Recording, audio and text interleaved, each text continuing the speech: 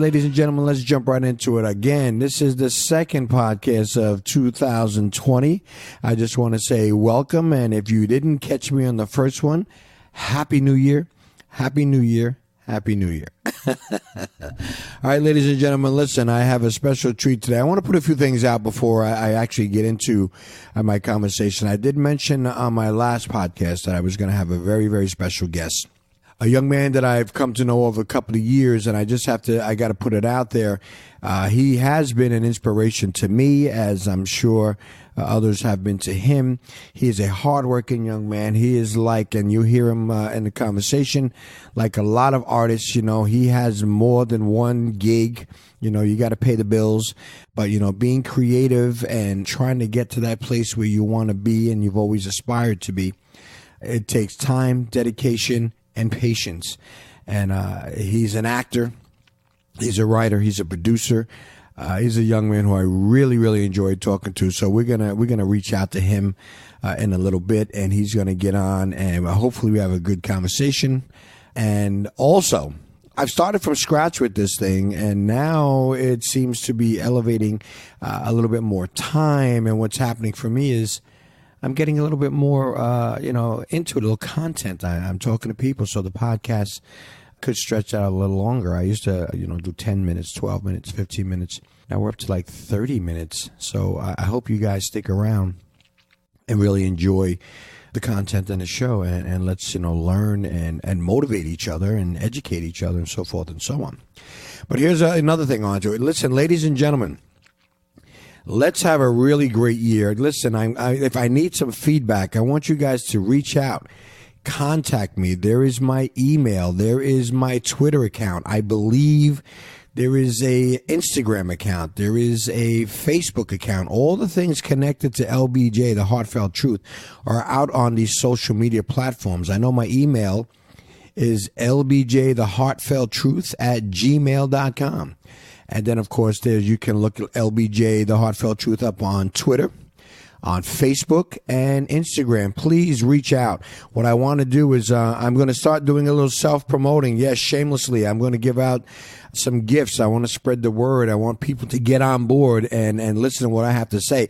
I'm also interested in what you have to say and some of your feedback, positive and negative. I will tell you this, ladies and gentlemen, I don't know everything. Nobody knows everything. There's only one person, and I never met him in person.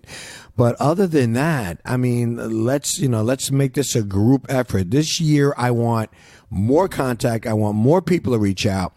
I want you to help me help you. All right. I have these projects that I'm revising, and I believe in my heart of hearts that they're really going to help people just like they've helped me. So I really want you to get on board. I have some free gifts. I have some shameless little advertisements that I can send out to people. I have some things that I actually custom made items that I want to send out. And when you see it, you'll really be like, what is that? And when you get it, it's kind of fun. It's old school, vintage.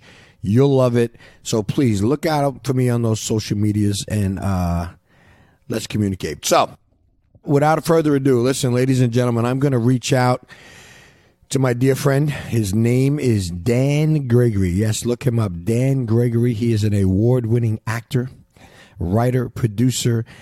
He is doing this on his own. He has a resume of so many things that he's done in terms of theater and film and things of that nature. And I'm inspired by the guy because, we have that in common. I am a theater, film, acting geek. Yes, I am. And no shame in that game.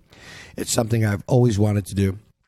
And I know so many people that are really, knocking it out of the park. And the funny thing is, I look at them and I get inspired, and I'm always touching these successful people. And I have to say this real quick, and this is not to be long-winded. When you surround yourself by like-minded people that are doing the same thing that you're doing, people that have the same values close to what you are and what you're doing, you will see that sometimes a lot of that rubs off, my grandmother, my great-grandmother, everybody, God rest them. I was so blessed to have them in my life. I mean that sincerely. But here's one that just doesn't get old. Birds of a feather. Figure out the rest. Birds of a feather flock together. And that's just the way it is. So listen, ladies and gentlemen, real quick, without further ado, I want to reach out. I'm going to give Dan a call. I want you to sit back, listen, relax, enjoy our conversation. And then once we're done, I want you to do what I asked you to do in the beginning. Reach out for me on social media. Tell me what you think about it. Tell me what you thought about my guy, Vinny Downs. And down the road, I have a real special treat. I mean, this guy, you know, not to diminish the other two guys, Vinny and Dan, by no means. But I have somebody waiting in the wings, and I really got to get ready for him. And we'll discuss him later. So, without further ado, please let me reach out to Dan and sit back, grab your favorite beverage. All right, get comfortable, get a cup of coffee. I have mine right here because I'm a 2-cup guy, and enjoy.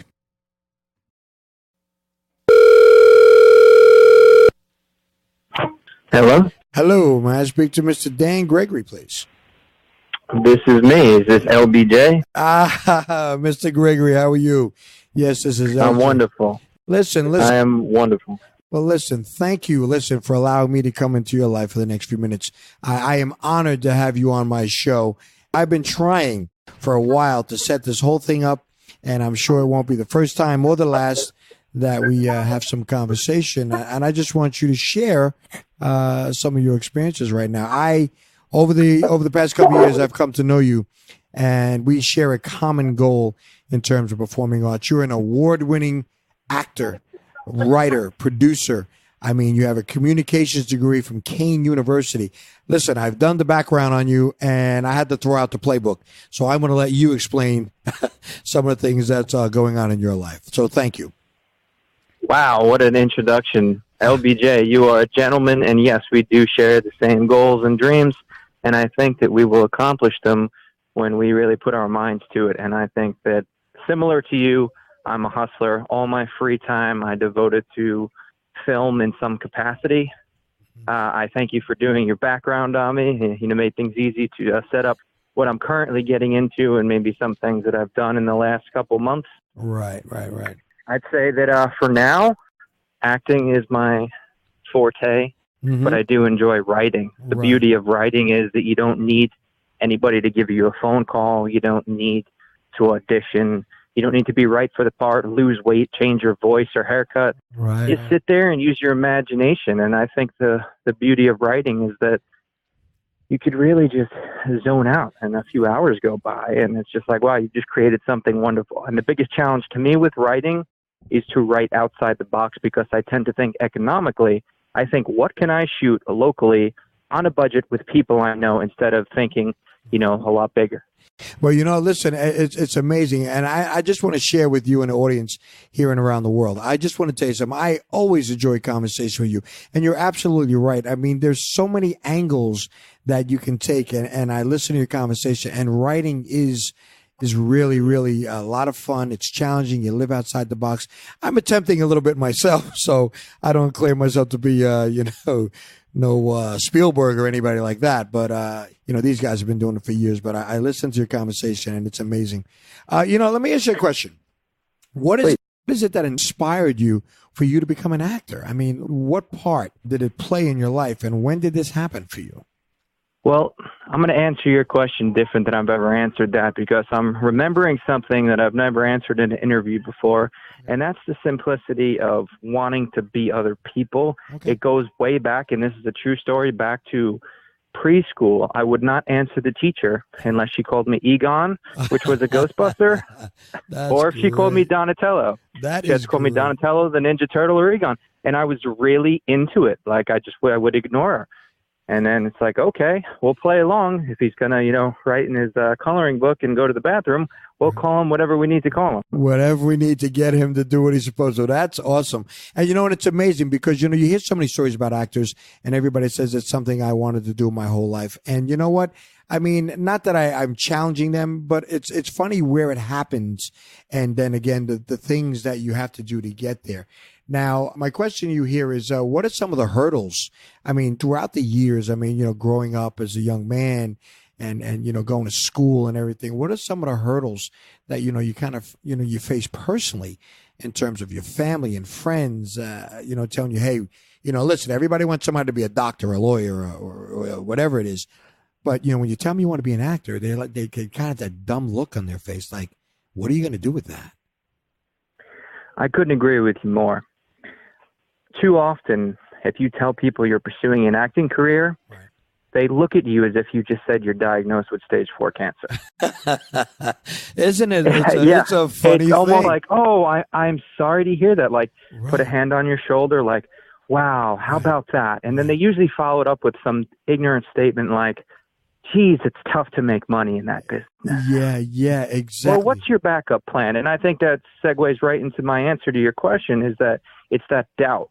It's that society teaches us to do something within the lines. And I think the most successful people, my friend, they color outside the lines. Right. And the biggest hurdle for me was maybe not going full force at a younger age. And I feel like I've had a little bit more success when I just started really pushing the envelope and having more faith in myself in the last few years. And that's interesting. And every time I get a chance and I see you and I always pick your brain on it, that's so true, because you know what is, everybody, when you talk about a career in the entertainment business and writing and producing and just being creative, people look at you and say, well, what's your backup plan?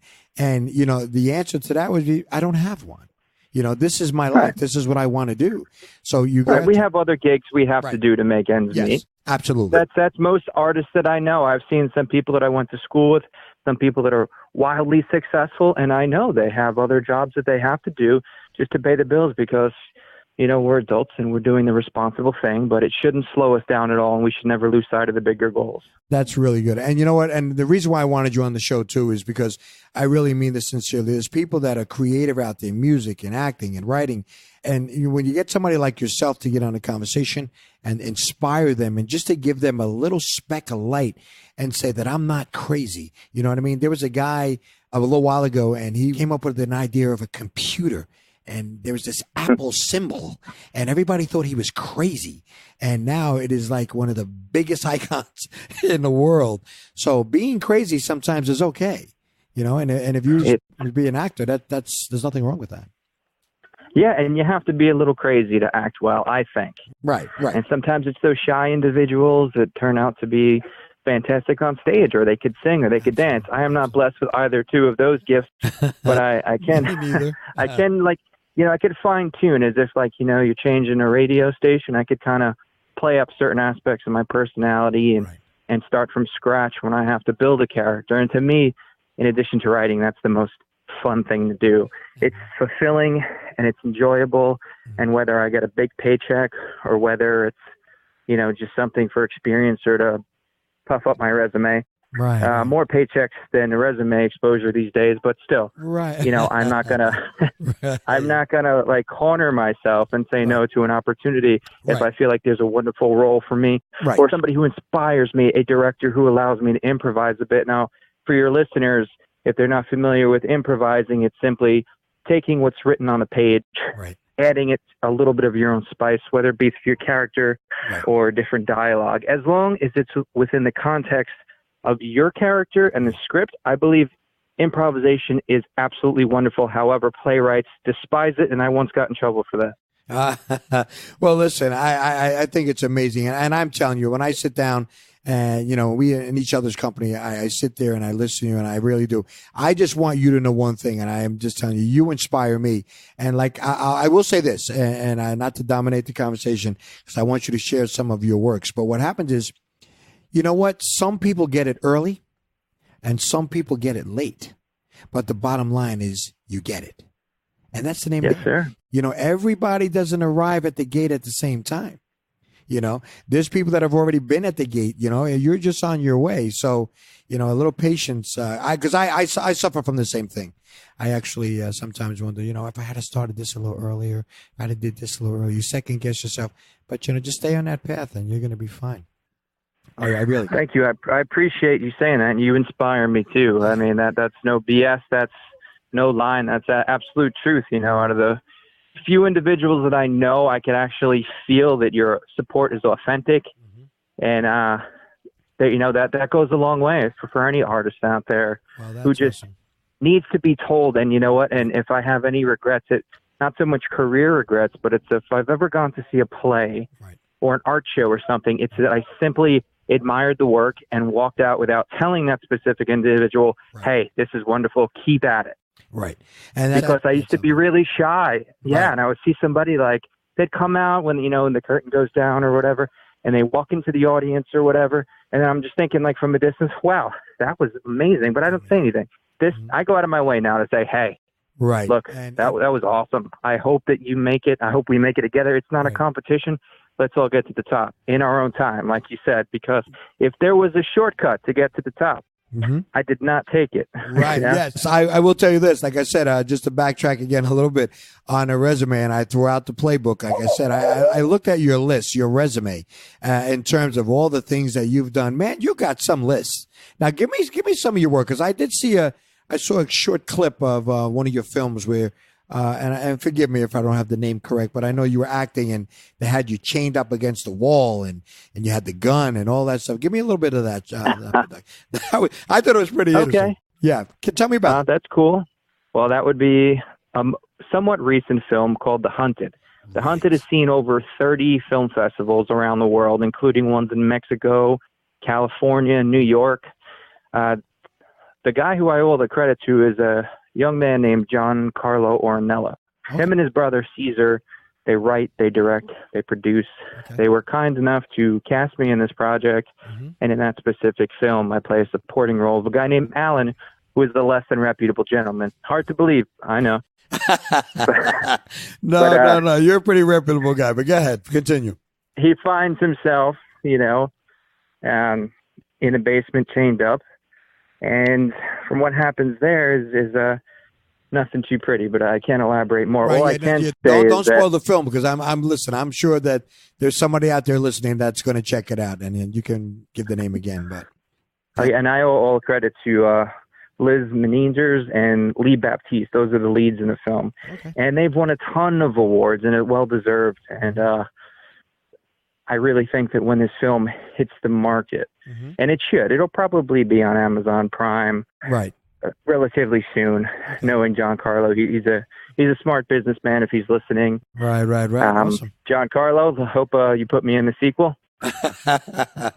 That's awesome. So that was a lot of fun. Yeah. Wow, that was a somewhat recent project. Yeah. And then share with me again, real quick, and the listeners. You actually. It's kind of funny. I ran into you maybe a couple of weeks ago or whatever, and you were saying you got an award in Mexico or somewhere or down South America. You were surprised. You woke up one morning and all of a sudden somebody was giving you an award for your work. Yes, in Venezuela. A quick little backstory on this. Go right ahead. No. Kind of circling to our earlier conversation about, really pushing and not doubting yourself. Right. I decided only maybe 12, 13 months ago to take some of the work that I had and just really shamelessly self-promote it. And I think a lot of actors and writers, producers, directors, I think they're hesitant to do that because they're afraid of overexposure or what people will think. You know what? Don't worry about what the critics say. Don't worry if someone unfollows you on Instagram or deletes you on Facebook because they find you obnoxious. Most people who do not support you are simply jealous, or they just don't understand, I got you. So right now, maybe I'm not putting up baby pictures of my brand new kid like a normal 36-year-old. I'm putting up pictures of a film festival that I just attended. But you know what? It's all about diversity. Right. So since then, I've been sending some of the work that I've done and the work that I have exclusive ownership with, the ones that I've acted in, like I was the leading man. I was the writer. I was the producer. And one project that I work with a local film company, Narrow Bridge Films. Great group of men and women. They have a website you could look up. So Narrow Bridge and I did a film a while back called Tell Me Something Good.